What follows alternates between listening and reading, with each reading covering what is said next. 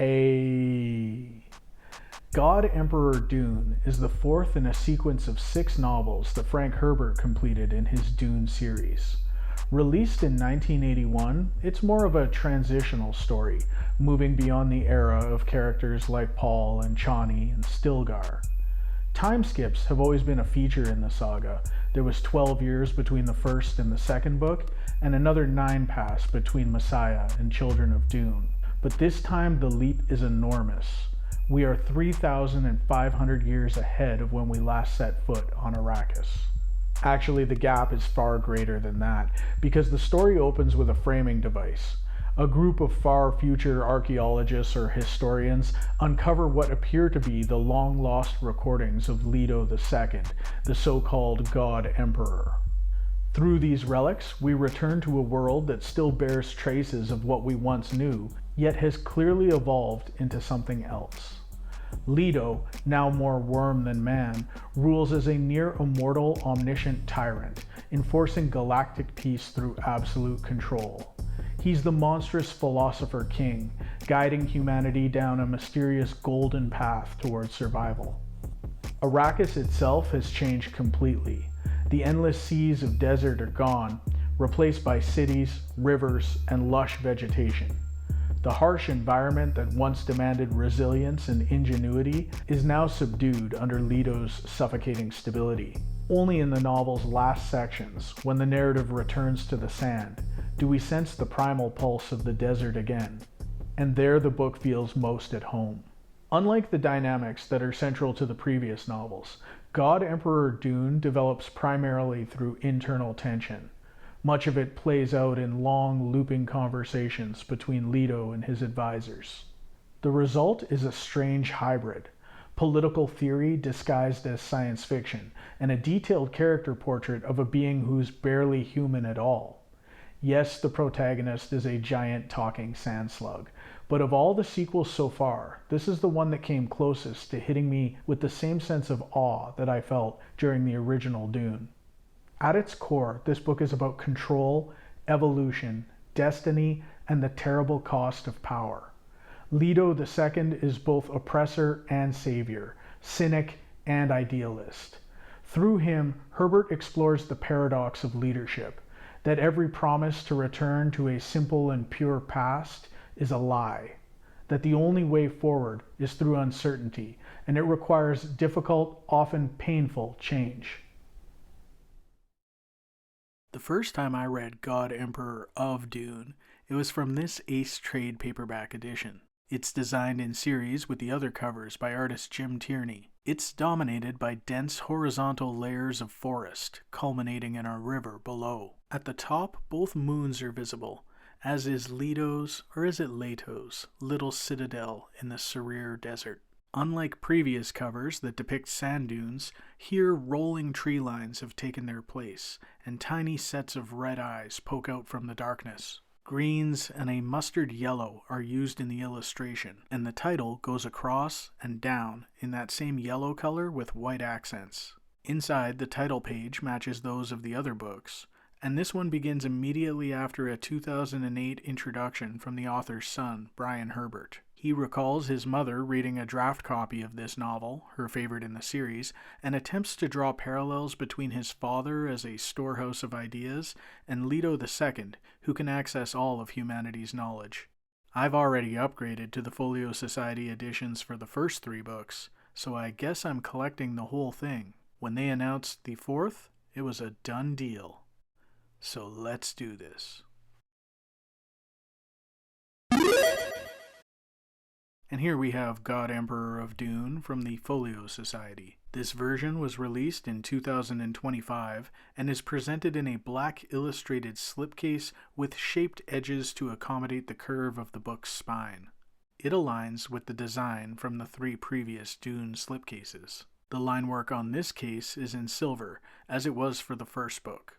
We have the 2 moons, the sand dunes of the Sarir Desert, and here we can see the 3,000 meters of the little citadel tower, the impossible needle stabbing the night sky, with a few shooting stars visible above. The book itself is bound in a metallic silver-colored cloth that feels just like the covers to Messiah and Children of Dune, with an intricate illustration on the front. The image is of the God Emperor from the waist up and is printed in gray tones. The design for his sand-trout hide is alien and organic, especially with these rings and the elaborate cowl around his head. He has a stoic expression, which is accentuated by the melange-saturated eyes, which are blocked in blue. Beyond his face, the only recognizably human features are his arms, as he threads long, slender fingers in front of himself. A foil speckled pattern travels halfway up the cover and suggests a star field rather than spice this time. On the previous covers, there were always diamond-shaped flecks among them, but I note that here there's only circles. On the spine, the author and publisher name are recessed in blue, while the title is flush in black with that same silver speckle from the cover image. The binding is finished with blue head and tail bands. In terms of design, God Emperor of Dune really looks like a smaller version of the first Dune book Folio published. The same blue accent color is used, though the cloth might be a bit more metallic looking in the newer release. If we crack the book open, we see the same illustrated end papers with a map of Arrakis by Martin Sanders that were used in all the other books. The color is slightly different yet again, and trends closest to those found in Dune Messiah. At this point, these maps are completely redundant, as the planet looks nothing like this anymore. Most of these locations aren't even referenced within this book. I understand wanting to be consistent and in series with the design elements, but this would have been a perfect opportunity to refresh or inject something new. The book is printed on Abbey wove paper, Folio's standard paper for the text block, which is smooth, acid-free, and comes in at a warm white. There's no table of contents, but the fonts and layouts are the same as the previous volumes, including this design element which denotes the chapter epigraphs from the rest of the text. When we bring back the Ace edition for a brief side-by-side, we can see that the Folio Society version is bigger, with an extra 4 centimeters in the height and 2.5 centimeters in the width. The font size is slightly larger in the Folio version, with more lines per page and generous margins all the way around. The improved contrast, due to the better quality paper and printing, obviously enhances the reading experience, as it should at this price point. Like the previous 2 volumes, there's no biography for the contributors to this edition, nor is there an original introduction.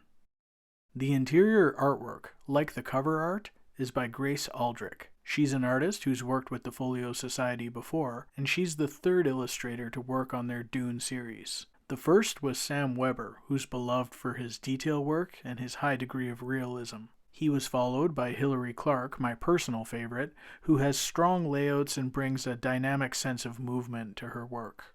Here, Grace Aldrich echoes both previous artists by providing color artwork and 10 black and white illustrations. Let's take a quick look at the black and white art first. These small drawings that appear above some of the chapters include a D-wolf and a vial of spice essence. They usually depict objects from the chapters they head, like this one of a satchel containing a series of thin black books.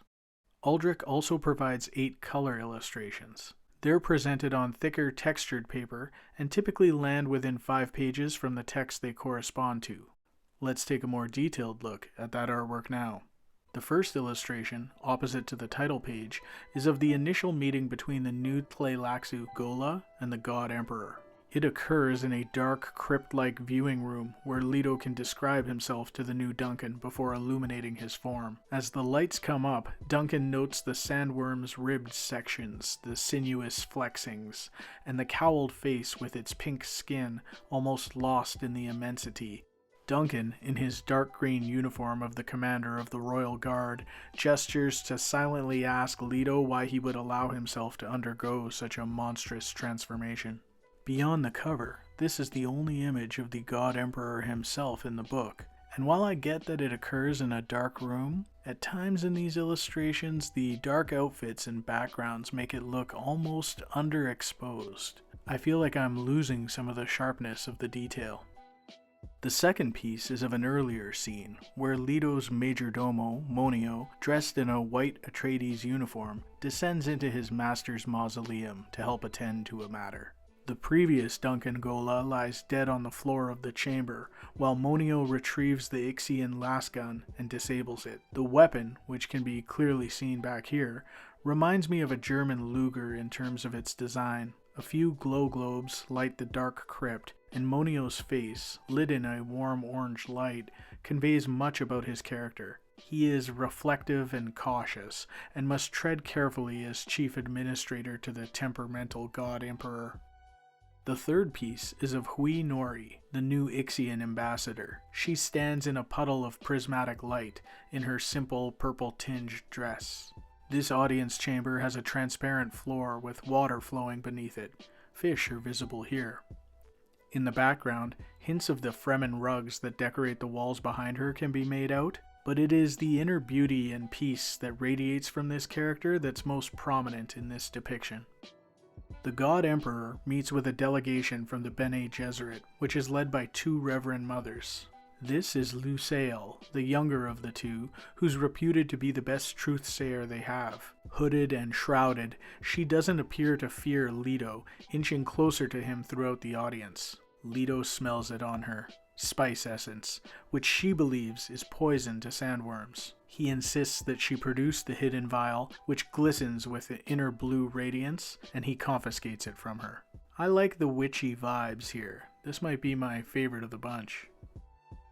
The next illustration is of her companion, Antiac, the elder of the two Reverend Mothers. She sits in her bare Spartan room, with light peeking through the slats as she writes a report to the sisterhood. She considers recent events and weighs what to share, writing it all down on the device on her lap with a glittering needle, one word upon another, which is absorbed by the small thin square. The message will be decoded upon delivery to the chapter house. Again, the darkness of the image is such that much of the detail, like the texture of the fabric and the exposed wiring and pipes on the inside of the room, are almost lost in the dark. The sixth image is Monio and Duncan in the guard mess. Here are the remains of Duncan's noon meal on a tray. The major domo grips the sides of the table as he leaps to his feet at the defiance Duncan expresses toward the God Emperor. Unlike the gold piping and red insignia that can barely be made out on the commander's dark uniform, the seam and the wrinkle details on the major domo's uniform are great here. I also really like the reflection effect on the bench and the hand on the highly polished surface of the floor and the tabletop.